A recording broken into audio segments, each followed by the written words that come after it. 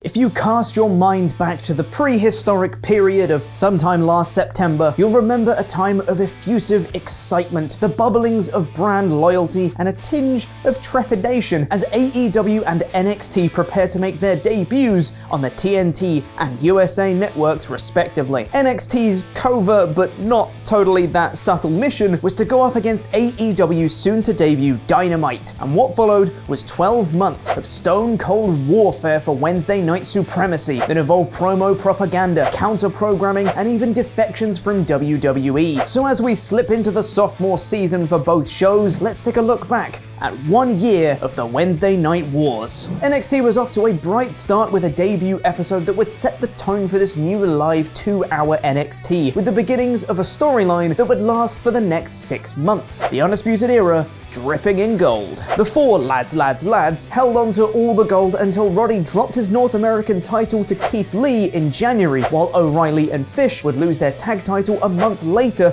to the Broserweights, leaving Adam Cole to carry the faction as the only title holder. Meanwhile, on the women's side of the roster, you had Rhea Ripley living the dream at 23 years old, while causing a nightmare for NXT Women's Champion Shayna Baszler, paying off the Kirifuda clutch that Baszler had been applying to the entire division. The global pandemic certainly put a dampener on some of NXT's storytelling this year though, as did an unlucky series of injuries, which meant that all the momentum was cut out of Johnny Gargano and Tommaso Ciampa, who had to reignite their feud for seemingly the 1000th time. Karrion Kross also crafted a killer storyline that was lavished in production value, from apocalyptic promos, backstage savagings, and Amdram entrances. As debuts go, it was one of the most perfectly crafted in recent wrestling memory, and now unfortunately he's out injured after overthrowing Keith Lee as NXT champion. However, the restrictions on filming, inundation of injuries, and short-term bookings to counter-program AEW led to some dead-end drama. Charlotte Flair's run with the NXT title did little to elevate the women's division. The tag titles floundered as Pete Dunne, half of the Broserweights, waited out the lockdown at home in the UK. Don't even get me started on the Robert Stone brand. Always in pursuit of a storyline, 2020 sometimes felt like a lot of joshing around to fill time on NXT. AEW wisely went all in on the names that have brought them to the dance to kick off their year. The opening episode was Elite heavy and closed with the surprise appearance of Jake Hager beating down the Elite lads and standing tall. The following week, Jericho named his fledgling faction the Inner Circle and cemented an act that would go on to steal the show week after week. Jericho would prove that the decision to go with him as the inaugural AEW champion was a wise one by launching into stellar feuds with first Cody, then Jon Moxley, and most recently Orange Cassidy. The Cody feud was a particular highlight, as it deftly dealt with the meta-narrative of the disaffected former WWE star Cody, who built AEW to be a true alternative, facing a man for whom WWE meant success, fame, and fortune, who chosen to grace AEW with his presence and acted like it. In all honesty, Cody's journey through Dynamite's first year has been fascinating to watch, as the audience expectations for the executive vice president of the company have been confounded again and again, and obstacle after obstacle was set in his path, in order to claw his way back up from this first major defeat at the hands of Chris Jericho. Another slow burn sensation has been the dissolution of the Elite, as tremors of tension turned into a full-blown earthquake over the past few months. As Hangman Adam Page's relationship with tag team partner Kenny Omega and the Young Bucks began to sour, fans were treated to some of the sweetest storytelling as real-life friends told a tale that transcended TV, becoming a backbone of the Being the Elite and live appearances. There are some things that AEW is hoping will be swept under the rug about their first year though, as there were stories that didn't strike home. The dragged-out debut of the Dark Order and the Nightmare Collective of Brandy Rhodes, Awesome Kong, Mel, and Luther, which was one of the worst received stories on Dynamite and unceremoniously dropped, so Brandy could be there for Cody during his humiliating and punishing lashing at the hands of MJF, were two standouts. The NXT Women's Championship picture was very strong this year, as Shayna Baszler was choking out all comers to start off. When Rhea Ripley rose up against her, it felt like a collision of two forces of nature and played into one of the best moments of NXT TV in the past year, as a molten crowd stormed the ring to celebrate with Ripley. Ripley then saw off old old rival Toni Storm bested the EST of NXT Bianca Belair, and then arguably bit off more than she could chew going after Charlotte Flair. It led to easily the best match at WrestleMania 36, not including cinematic matches, but Shaz's run with the championship left a lot to be desired. She got some good "you don't even go here" energy out of Bianca Belair, then got herself DQ'd in a match with Io Shirai, textbook babyface move, and the match at TakeOver in Your House was oodles of fun, but didn't really elevate that division. Did it even draw that many more eyes to NXT? In the end, Flair was an interim champion for Io Shirai, who's had a blistering run with the title, tangling with the likes of Candice LeRae, Shotzi Blackheart, Dakota Kai,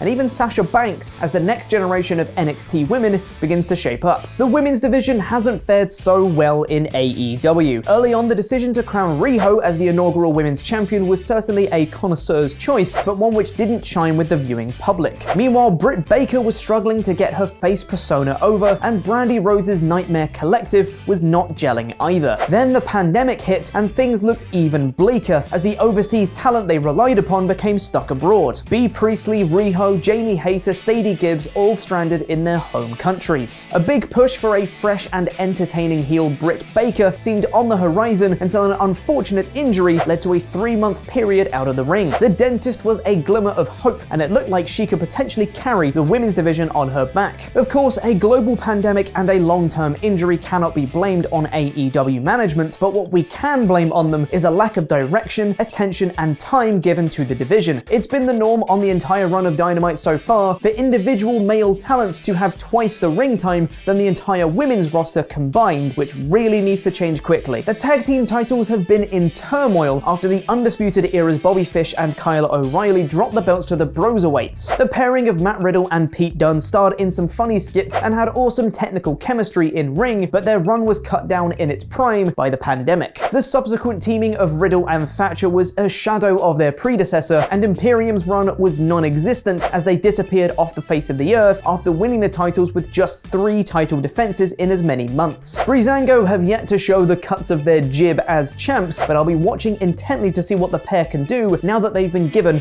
the fresh opportunity. SoCal Uncensored started things off with a run that felt more like a safe choice than a bold direction. We then wobbled into promotion-defining storytelling with Hangman Page and Kenny Omega's turn with their belts as the pair struggled to get along, upset the Young Bucks in the process, and ultimately made the Elite a little more exclusive. Not only is it one of the greatest stories being told in wrestling right now, but it also gave us some of the finest in-ring performances AEW has to offer. FTR has added a dimension of intent focus on tag team wrestling, helping the division to stand out from anything else. AEW have set themselves up on a great footing for the next year, with a whole host of talented teams who can tear it up together. Jurassic Express, Private Party, Inner Circle, Best Friends, Butcher and Blade, the Lucha Bros, just to name a few. This division is absolutely stacked, with many not even getting close to their peak yet, leaving many mouth-watering possibilities. None more so than FTR versus the Young Bucks match that we've literally waited years for. NXT was carried this past year by one man, Adam Cole, baby. The longest reigning NXT champion in the brand's history not only held the black and gold on his back, but for a brief period he was pulling double shifts as we have the emergency NXT invasion on SmackDown and subsequent Survivor Series build that featured Cole heavily. But Cole would eventually succumb to the star power of the limitless Keith Lee, who bested him in a winner-take-all match at the Great American Bash to become NXT's first ever double champion. Keith's reign was short and bittersweet, as he had so clearly been earmarked for great things in WWE after his showdown with Roman Reigns at Survivor Series. Karrion Kross, however, was not so lucky. His debut and build to the title spot was some of the most perfect booking wrestling has produced recently, but an injury in his TakeOver 30 match meant he had to relinquish the belt the following Wednesday. Now it falls to Finn Balor to carry the brand he helped build, a job the Prince was born for, which started well with a stonker of a match against Kyle O'Reilly at TakeOver 31. For much of the year, the North American Championship has been treated as very close to the NXT Championship in terms of standing, with former champions such as Finn Balor and Johnny Gargano both competing for the belt, and Keith Lee of course becoming a double champion. An unnecessary and seemingly short one-sided decision to vacate the belt from Keith Lee damaged the prestige a little, but overall, the title picture was characterized by reliable performers in the form of Roderick Strong and Lee before Damian Priest won out at TakeOver 30 to start his reign. AEW's first crop of men's champions is going to seem eerily familiar to you if you've even glanced at WWE in the past decade. But that being said, it's remarkable the transformation they've undergone. Gimmick chameleon Chris Jericho kicked things off as the inaugural AEW World Champion, switching from the Painmaker to the bubbly, swigging Le Champion. But once he'd been vanquished by Jon Moxley, the former Dean Ambrose became a symbol for some of what AEW stands for, a place where performers are a priority and fan feedback is listened to. Lower down the card, Cody and Brody Lee were also resurrected from the doldrums of their WWE runs. Cody's initial TNT title reign highlighting younger talent such as Sonny Kiss and Jungle Boy, as well as leading to the debuts of Ricky Starks and Eddie Kingston, seems to show a bright future for the depth of AEW's roster. NXT got the early jump on its competition, launching on the USA Network on the 16th of September last year, 2 weeks before AEW's television debut. The unopposed run allowed WWE's developmental brand to attract just over 1 million viewers for each show, a more than respectable tally representing about half of Raw and SmackDown's audience at the same time. But the black and gold brand's midweek dominance was brought to a sudden and unceremonious halt once AEW made its first appearance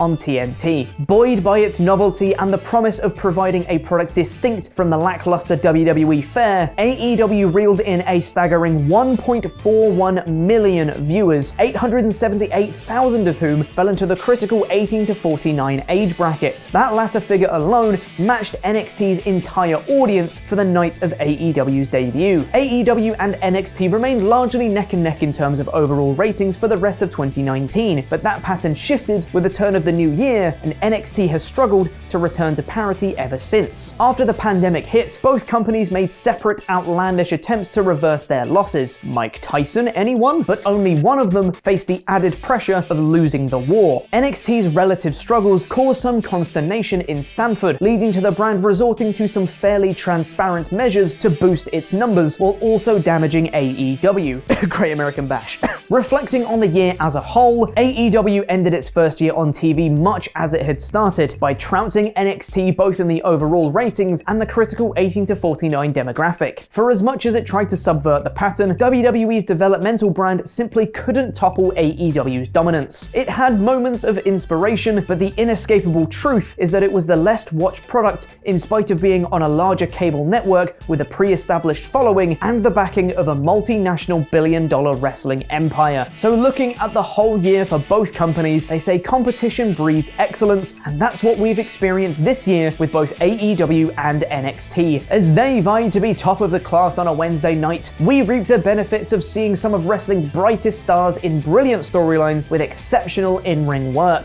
This video was adapted from an article written by Laurie Blake and Nick Halicki in issue 23 of the WrestleTalk magazine, and you can get your copy of the magazine now by clicking the link in the description or by visiting WrestleTalkMerch.com for more awesome content like this. Make sure to press the other videos on screen now to catch up with other Wrestle2 stuff and subscribe for more content. I've been Corporate Chopper. Jam that jam.